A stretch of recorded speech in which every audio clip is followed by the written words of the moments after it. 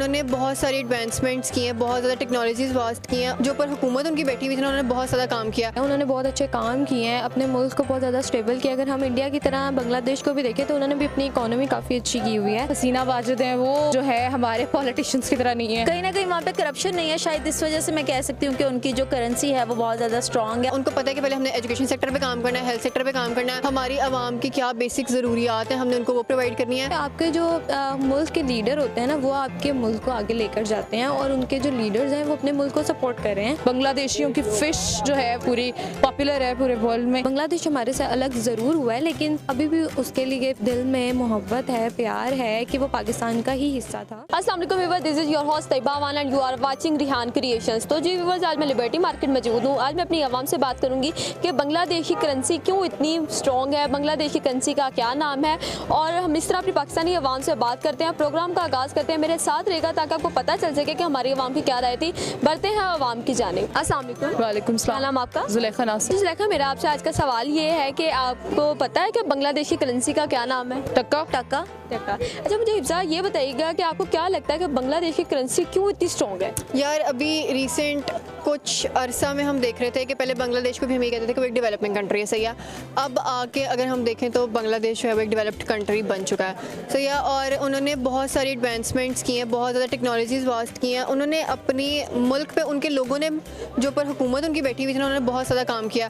और उन्होंने जिसे कहते हैं पहले बांग्लादेश को कंसिडर नहीं करता था किसी भी लिस्ट में, वो नहीं आता था कि वो भी कोई एक सक्सेसफुल कंट्री है या हो सकती है। लेकिन जितना उन्होंने काम किया, जितनी एफर्ट किया ना, तो अब माशाल्लाह they are doing very good और वो पाकिस्तान से बहुत आगे निकल चुके हैं। कोई काम अच्छा करता है तो उसे सराहना चाहिए। बांग्लादेश जो है पाकिस्तान से जब अलग हुआ तब उसका इतना नहीं था नाम, लेकिन जब अलग हो गया फिर उन्होंने अपनी एक पहचान बनाई है और उस पहचान को वो आगे लेके गए। उन्होंने बहुत अच्छे काम किए हैं, अपने मुल्क को बहुत ज़्यादा स्टेबल किया। अगर हम इंडिया की तरह बांग्लादेश को भी देखें तो उन्होंने भी अपनी इकोनॉमी काफ़ी अच्छी की हुई है। पाकिस्तान से ज़्यादा अच्छी इकोनॉमी इस टाइम बांग्लादेश की है। कि आपको क्या बांग्लादेश की करेंसी का नाम पता है? आई थिंक टक्का जी बिल्कुल। या लीरा। टक्का। टक्का मुझे, मैं कंफ्यूज थी, लीरा था या टक्का, तो या आप मुझे कंफर्म बता सकते हैं क्या है? टक्का था। टक्का, सही। आपको क्या लगता है कि बांग्लादेश की करेंसी क्यों इतनी स्ट्रॉन्ग है?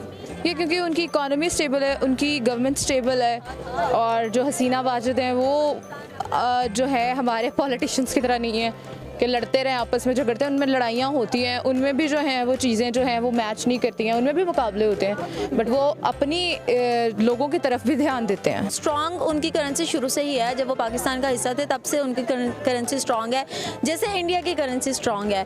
कहीं ना कहीं वहाँ पे करप्शन नहीं है, शायद इस वजह से मैं कह सकती हूँ कि उनकी जो करेंसी है वो बहुत ज़्यादा स्ट्रॉन्ग है और आने वाले हालात में और मज़ीद स्ट्रॉन्ग होती हुई नज़र आ रही है। उनको पता है कि पहले हमने एजुकेशन सेक्टर पे काम करना है, हेल्थ सेक्टर पे काम करना है, हमारी आवाम की क्या बेसिक ज़रूरियात हैं हमने उनको वो प्रोवाइड करनी है। इस वजह से जो है जब आपका एक रोड मैप अच्छा बना हो, आपको पता हो कि आपका ये टारगेट है, इतने टाइम में आपने अचीव करना, तो फिर आप काम कर सकते हो। हमें अभी तक यही नहीं पता कि हमें अपनी सियासत बेहतर करनी है, हमें अपनी सहाफ़त बेहतर करनी है, हमें अपने हस्पताल बेहतर करना है, हमें तालीम का निज़ाम बेहतर करना है। तो जब तक हम क्लियर ही नहीं है तो हम कुछ नहीं कर सकते। जब आप क्लियर हैं तो आप कर रहे हैं। और वहाँ पे पॉलिटिक्स जो हैं वो बहुत अच्छे हैं। उसके अलावा वहाँ की जो पीएम है शेख हसीना साहिबा, वो भी बहुत अच्छी हैं, अपने कौम के लिए बहुत काम करती हैं। इंडिया के साथ भी काफ़ी प्रोजेक्ट्स किए हैं उन्होंने। पिछले मंथ्स भी वो गई हुई थी इंडिया, उन्होंने काफ़ी उनके साथ न्यू प्रोजेक्ट स्टार्ट किए हैं। तो बस यही है कि आपके जो मुल्क के लीडर होते हैं ना, वो आपके मुल्क को आगे लेकर जाते हैं और उनके जो लीडर्स हैं वो अपने मुल्क को सपोर्ट कर रहे हैं। पाकिस्तान के वो काफ़ी बाद आज़ाद हुआ और उन्होंने इतने सालों बाद आज़ाद होने के बाद इतना अपने आप को स्टेबल कर लिया हुआ है और उन्होंने अपने जो टका है उसकी कदर को भी बढ़ा लिया पाकिस्तानी रुपए की कदर से।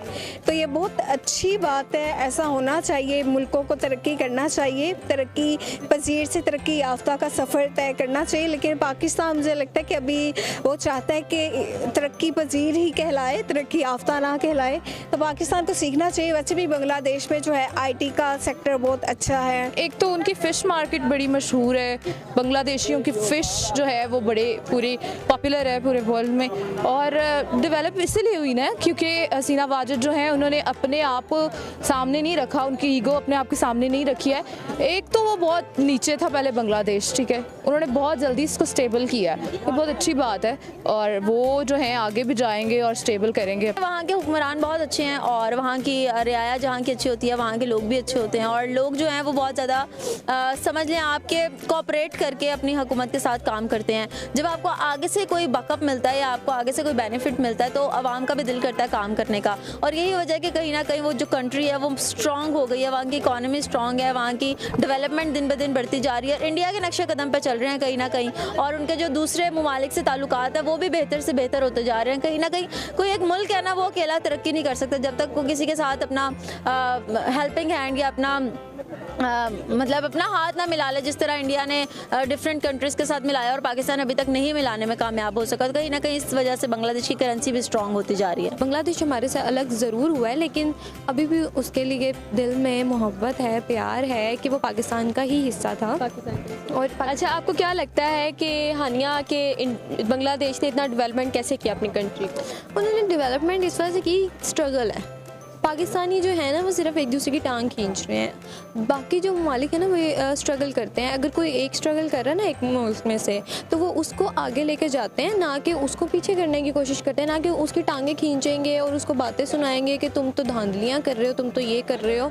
ये चीज़ नहीं होती। एक ईमानदार इंसान जो है ना वो आपके अगर मुल्क को आगे लेके जा रहा है तो आप ये ना कहो कि ये धांधली कर रहा है, इसकी सिर्फ इतने लोग हैं, यकीनन धांधली कर रहा है, ऐसा नहीं होता। अगर कोई सही होता है, कोई अच्छा काम कर रहा होता है तो इंसान उसको कहता है। उनकी गवर्नमेंट में वो चीज़ें नहीं है जो हमारे पाकिस्तान की गवर्नमेंट में है। पाकिस्तान की गवर्नमेंट में जो है वो सिर्फ फसाद, करप्शन, लड़ाइयाँ, इससे खींचातानी है, उससे आज नंगा कर दिया, उससे नंगा कर दिया, अब ये चीज़ें हैं। तो वहाँ मुझे लगता है ये चीज़ें नहीं है, बल्कि मुझे लगता है कि और इतनी ये चीज़ें नहीं है जितनी पाकिस्तान में है। तो पाकिस्तान को पाकिस्तान की आवाम का सोचना चाहिए। पाकिस्तानी आवाम जो है बहुत ही मुश्किल से ज़िंदगी गुजारी है। अब तो इतनी महंगाई हो गई है, बहुत ही अमीर बंदा रो रहा है महंगाई से, तो गरीब बंदे का क्या होगा? तो सीखना चाहिए पाकिस्तान को। बांग्लादेश के लिए कोई पैगाम? फिर क्या पैगाम देना चाहिए?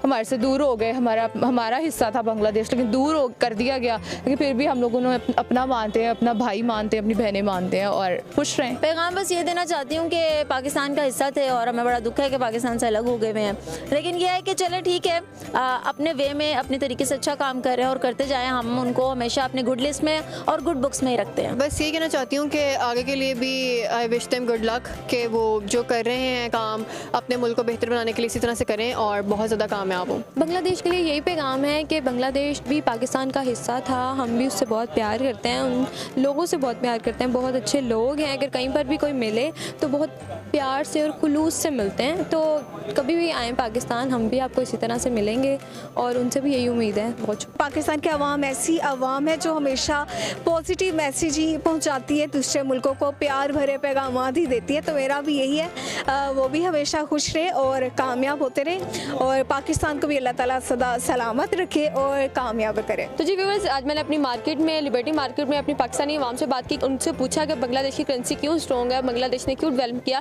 तो हमारी आवाम का यही कहना था कि उनकी हुकूमत जो है वो काफ़ी स्टेबल है, उनकी हुकूमत ने अपने बारे में सोचा। बांग्लादेश ने पाकिस्तान से अलग होकर कुछ बनकर दिखाने का किरदार अदा किया, उन्होंने कहा कि हम कुछ बनकर दिखाएंगे, तो आज वो बहुत अच्छा मुल्क बन गया पाकिस्तान से। हमारी आवाम का यही कहना था कि हमारी आवाम अभी भी बांग्लादेश को सपोर्ट कर रही है। अगर आपको मेरी वीडियो अच्छी लगे तो मुझे कमेंट सेक्शन में ज़रूर बताइएगा। मिलते हैं अगली वीडियो में, तब तक के लिए मुझे दें इजाज़त। अल्लाह हाफिज़।